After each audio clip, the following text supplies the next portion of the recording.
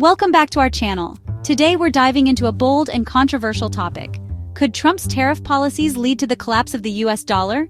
Now, I know what you're thinking. Isn't that a bit dramatic? And to that, I say, dramatic? Perhaps. But also, maybe not as far-fetched as it sounds. Look, the US dollar isn't just some piece of paper we trade for goods and services. It's the world's reserve currency, the bedrock of the global financial system.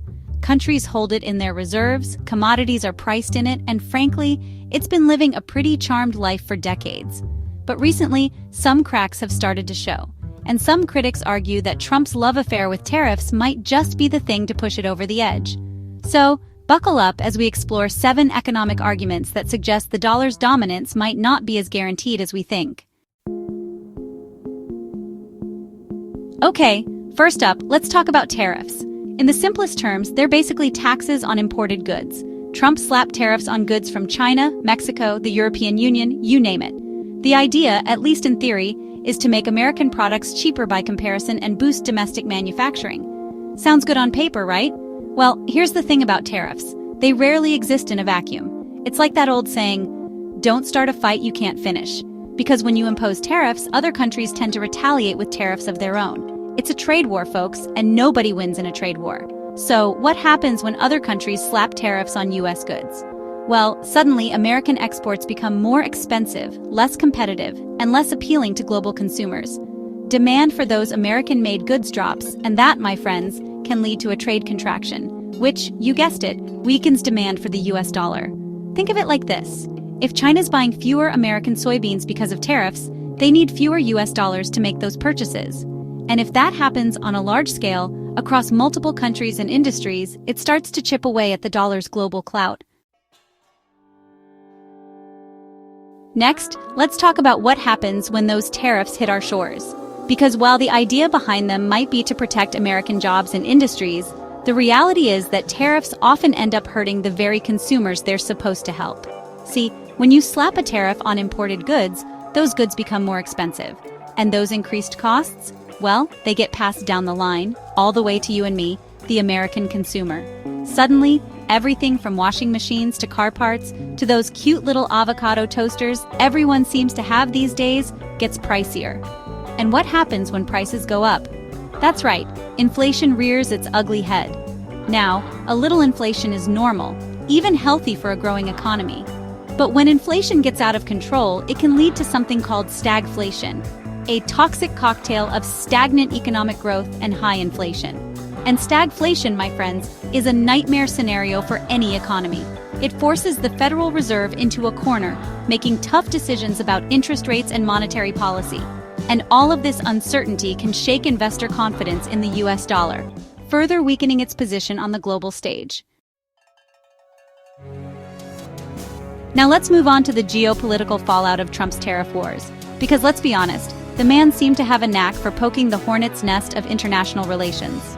Remember when he called Canada a national security threat to justify tariffs on their steel and aluminum? These aren't just words on a tweet, folks. These kinds of actions have real consequences. Trump's tariffs strained ties with some of America's closest trading partners: China, Canada, Mexico, the European Union. The list goes on. And these strained relationships, well, they create a breeding ground for uncertainty and distrust in the global market. And here's where it gets really interesting. See, right now, the US dollar enjoys its status as the world's reserve currency. But what happens if, in response to these trade wars and tariffs, other countries start to lose faith in the dollar? What if they start looking for alternative currencies to conduct their trade? We're already seeing signs of this happening. China, for example, has been actively promoting the use of its own currency, the yuan, in international trade. And if more and more countries start settling their trades in non-dollar currencies, well, that could slowly erode the dollar's dominance and send shockwaves through the global financial system. Okay, now let's talk about the elephant in the room, the US budget deficit. It's been a growing concern for years, and some argue that Trump's tariff policies could make a bad situation even worse. Here's why. Remember how we talked about tariffs potentially hurting economic growth? Well, when the economy slows down, so does tax revenue. People buy less, businesses earn less, and the government collects less in taxes. But here's the kicker. Government spending? Yeah, that doesn't usually slow down at the same pace. So you've got this situation where revenue is shrinking while spending remains high, and that, my friends, is a recipe for an even bigger budget deficit. Now, how does the US typically finance its deficit? Two main ways: printing more money or selling more debt. Neither of those options is exactly ideal. Printing more money can lead to inflation, which, as we've discussed, can spiral into a whole world of economic hurt. And selling more debt? Well, that increases the US government's debt burden, making it more reliant on foreign lenders and potentially weakening the dollar's appeal to investors. Chapter 5. Capital Flight from Uncertainty. Let's face it, folks, the world of finance thrives on stability. Investors like predictability, they like knowing the rules of the game, and they like feeling confident that their investments are safe. But when it comes to Trump's economic policies, well, let's just say predictable wasn't exactly a word that sprang to mind. Remember the trade war with China? It seemed like every other week there was a new tariff threat, a new round of negotiations, a new tweet storm throwing everything into chaos. And all of this uncertainty, this constant back and forth, it creates an environment that makes investors nervous. And when investors get nervous, they tend to pull their money out of what they perceive as risky assets. They go looking for safer havens, more stable economies, places where the rules aren't changing on a whim. So, what happens when foreign investors start to lose confidence in the US economy? They pull their money out, reducing the demand for dollar-denominated assets like US Treasury bonds. And that decreased demand? You guessed it, it puts downward pressure on the US dollar. Chapter 6. Loss of confidence in US economic leadership. Now let's talk about the big picture, America's role in the world. For decades, the US has been seen as a champion of free trade, a leader in the global economy, a reliable partner on the world stage. But some argue that Trump's tariff-heavy approach to trade signaled a shift away from that role, a turn inward, a retreat from global engagement. See, tariffs by their very nature are protectionist. They're designed to shield domestic industries from foreign competition. And while there's certainly an argument to be made for protecting certain industries, when tariffs become a cornerstone of your economic policy, it sends a message to the rest of the world. We're looking out for ourselves first.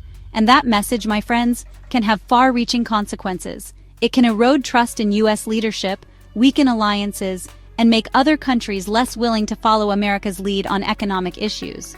The US dollar's status as the world's reserve currency isn't just about economic might, it's about trust. Trust in the stability of the US economy, trust in the predictability of US policies, and trust in America's commitment to global economic leadership. And when that trust is shaken, well, so too is the dollar's position in the world. Chapter 7. Diversification by foreign central banks.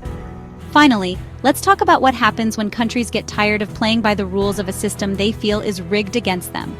For years, countries around the world have been accumulating US dollar reserves. They buy US Treasury bonds, they hold dollars in their central banks. It's all part of the global financial system as we know it. But what happens when the US starts using the dollar as a weapon? Because let's be honest, that's exactly what sanctions are. A way to exert economic pressure on countries that don't toe the line. And while sanctions can be a powerful tool of foreign policy, they also have a way of making other countries nervous. Think about it from their perspective. If the US is willing to use the dollar as a weapon against its adversaries, what's to stop them from doing the same to us? This fear, this sense of vulnerability, it's leading some countries to look for ways to reduce their dependence on the US dollar. We're seeing a trend towards diversification. Countries like China and Russia have been actively reducing their dollar reserves, buying up gold, increasing their holdings of euros, and even exploring the creation of alternative reserve currencies. And as this trend continues, as more countries seek to diversify their holdings away from the dollar, it could further weaken the greenback's grip on the global financial system. So, there you have it. 7 reasons why some critics argue that Trump's tariff policies could have contributed to the decline of the US dollar. Now, it's important to note that the future of the dollar is complex and depends on a multitude of factors, many of which are beyond the control of any single president or policy. However, it's crucial to understand the potential consequences of economic policies and how they can ripple through the global financial system. The US dollar's dominance is not a foregone conclusion, and its future will depend on the choices that policymakers make today. Thanks for watching. If you found this video informative, don't forget to like, share, and subscribe for more deep dives into today's most pressing economic issues. See you next time.